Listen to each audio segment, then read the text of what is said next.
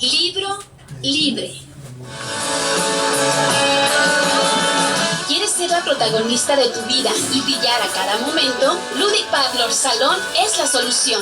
Contamos con servicios de manicure, pedicure, mini spa, mani y gel color, pedi spa, cortes, tintes, spa para cabello y mucho más. Visítanos, Boulevard Morelos, número 717, local 4, en Plaza Terza. Haz tu cita al 688-1286. Aprovecha las promociones por aniversario. Ludic Parlor Salón, siempre a la vanguardia.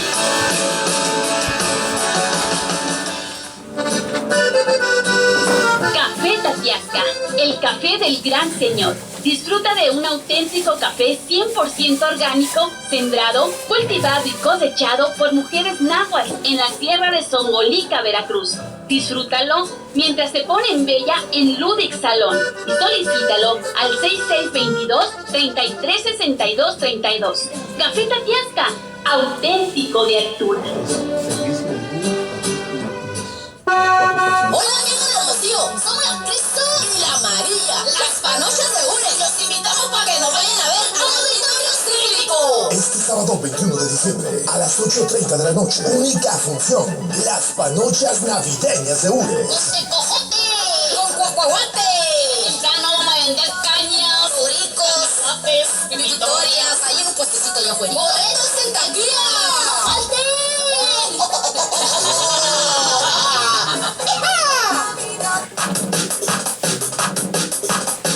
Charlando con los expertos. Vox Populi. Ciudadanía y democracia en el siglo XXI. Con el maestro Vladimir Gómez Anduro.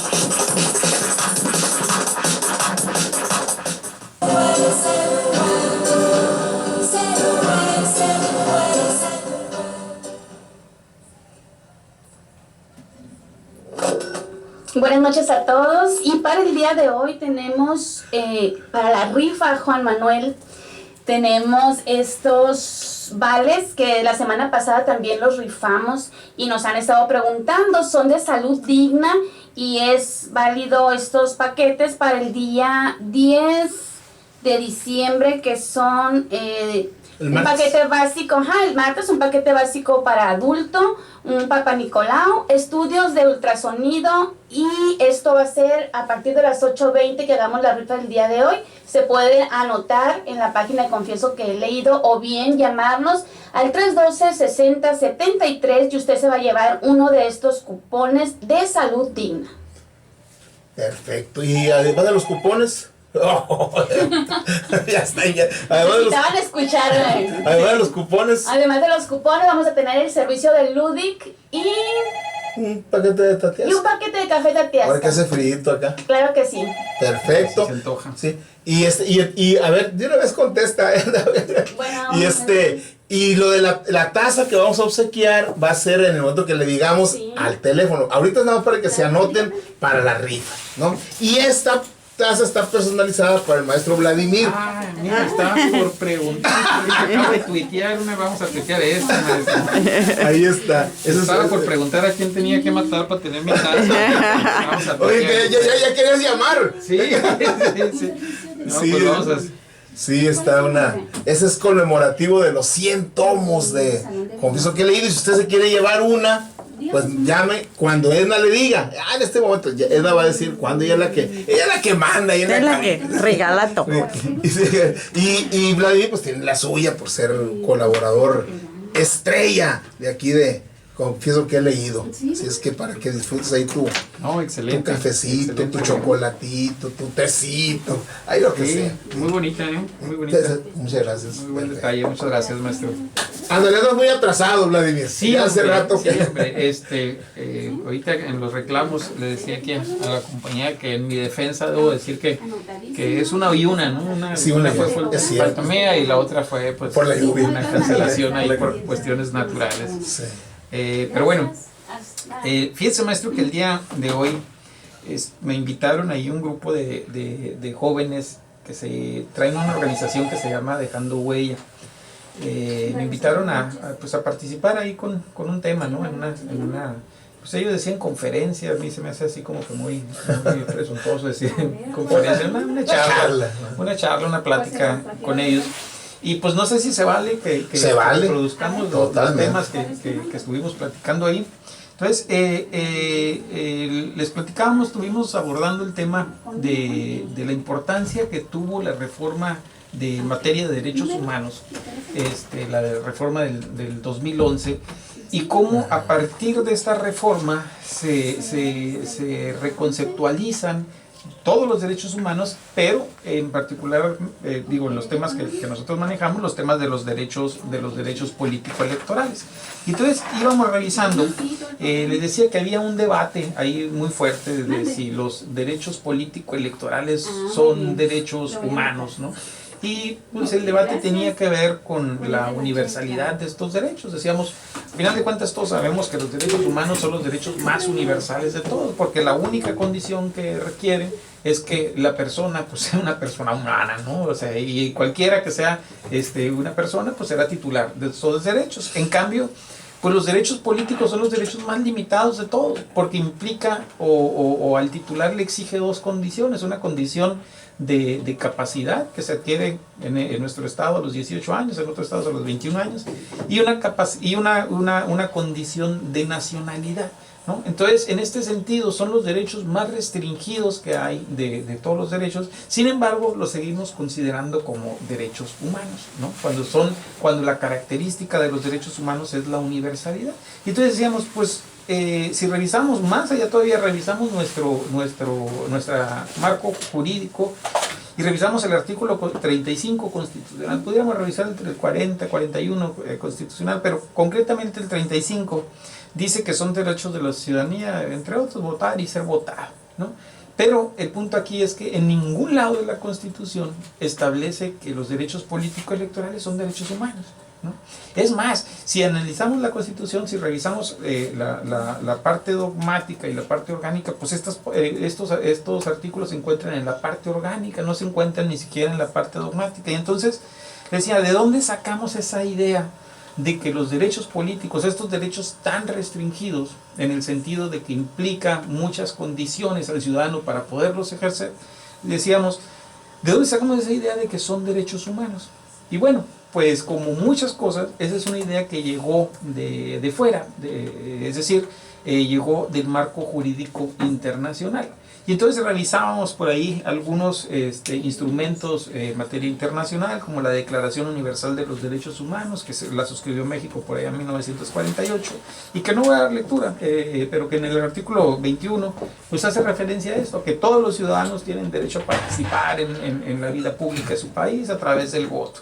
Y luego también la Declaración Americana de los Derechos del Hombre, suscrita en 1948 también, igual, lo mismo, los derechos de los ciudadanos, participar en la vida pública a través de representantes, votar, ser votado, Pacto Internacional de los Derechos Civiles y Políticos, Convención Americana de los Derechos Humanos, y finalmente Convención Americana sobre los Derechos Humanos, suscrita, en 1980. Es decir, esta idea que tenemos de que los derechos políticos son, como he dicho, derechos humanos, pues es una idea que ha llegado del marco jurídico internacional, ¿no?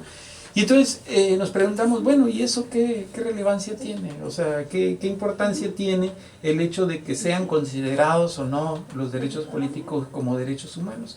Y entonces aquí es donde cubre particular relevancia el año del 2011, la reforma del 2011, porque hasta antes de esa reforma del 2011, los derechos políticos pues ahí estaban. Y si revisábamos, por ejemplo, la redacción de esos artículos, en ningún momento, y todavía en ningún momento, establece, por ejemplo, maestro, que yo como magistrado, ¿no?, el hecho de que yo no pueda cobrar mi sueldo es una violación de mis derechos humanos, de mis derechos políticos electorales. O que si yo cobro diferente que el resto de mis compañeros magistrados, es una violación a mis derechos humanos.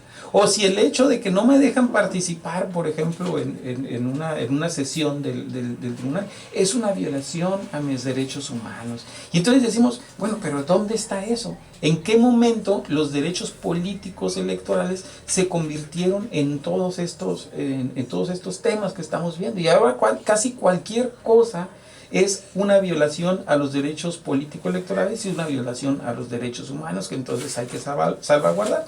Y entonces se les decía, aquí es la importancia y es donde entra en juego la reforma del 2011. Hasta el 2011, hasta antes del 2011, era como un virus que estaba ahí desactivado, ¿no? en el cuerpo. ¿Por qué? Porque la redacción ahí estaba.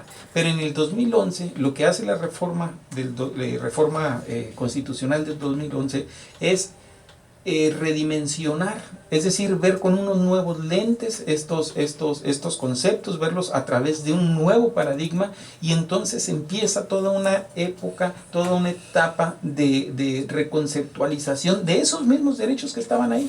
Y entonces ese derecho político que solamente era votar y ser votado, se ha ido extendiendo, se ha ido ampliando a través de un ejercicio de argumentación que se ha dado principalmente en los tribunales.